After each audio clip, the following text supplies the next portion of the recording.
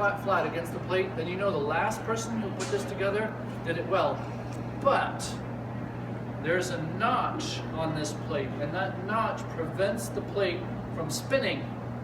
So in other words, if this isn't tight up against the notch, up against the plate, when you go to push stuff through, not only is the blade spinning, but so is your plate. I go home, you know. So, when you're actually building force meat, maybe some people will say, well, why don't we take the fat and mix it with the meat and put it through the grinder? Well, when it comes to like hot dogs, okay, I could see that, but not necessarily, because why? You always get a measure. Oh, chef, why don't we leave the fat on the chicken and then grind it through? It's a different kind of fat. This is good flavor, but this is better flavor, okay, because it's pork, right? You always put your seasoning on the meat. Any kind of salt, pepper, chili powder, cumin, I don't care what it is always is coating the meat. Why? Picture this. You got salt and pepper on here, and as you're grinding it into smaller pieces, where's that salt and pepper going? Further into the meat. Now, is this curing?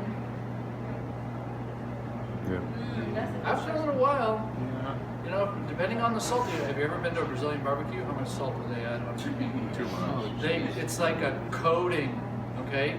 But the most amazing thing happens. The meat comes out perfect, okay? I've seen salt embedded, like there's a fish in the middle and there's like cake with salt, like salt dough. And they It's like a bake the crystal fish in the layer salt, on. and then they cut the skin off and the fish is perfect, not salty. But it is kind of curing.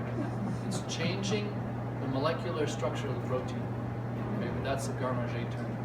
Osmosis and all that fun stuff. So I'm going to turn this on, but you know, because this is already cold, I'm going to move the meat up here and start here. I'm only going to put this through once. So again, fat is separate, and then I'm going to emulsify together.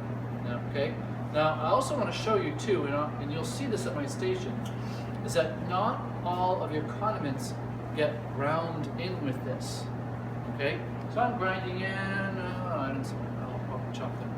I'm chopping pistachios, I'm chopping cranberry, I'm going to be small dicing shallot and garlic and sauteing that, deglazing with brandy, and then folding that into my force meat.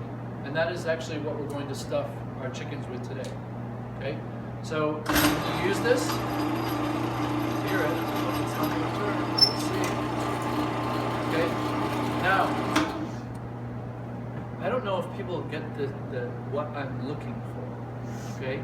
But I consider this a dry push, okay? If the blade was on wrong, if your meat is full of tendon, it's going to get caught up in the blade and not go past, okay? You know what? Could you pull an arm's length of plastic wrap, okay? And then squeeze it into one long rod, okay? Good learning tool. Into a rod, okay? And then fold it in half. And I'll show you what I mean by that.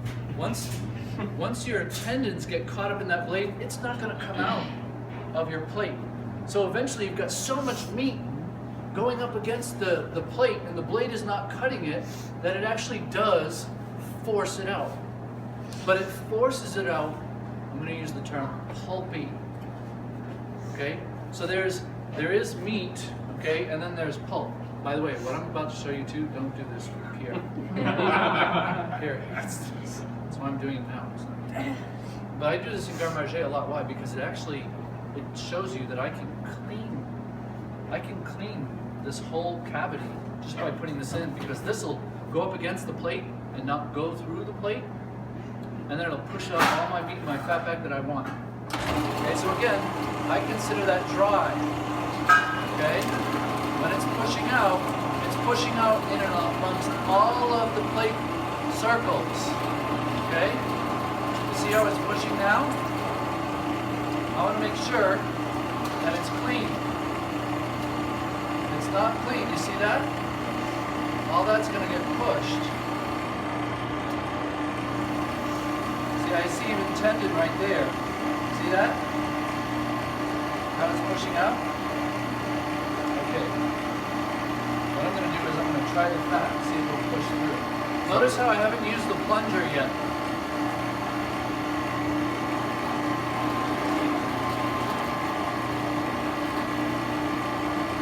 Because as it's going down, it should push all the way through.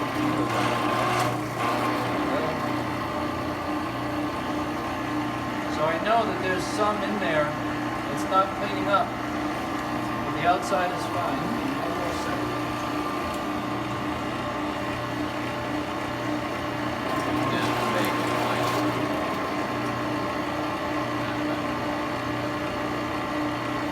If I actually did push it through, okay, that's what I'm talking about, right there. See it wet right there.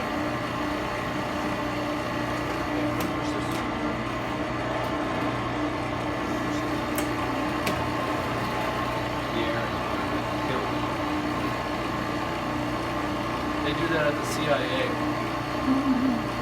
I have an inside person at the CIA, so they tell me everything that's going on there.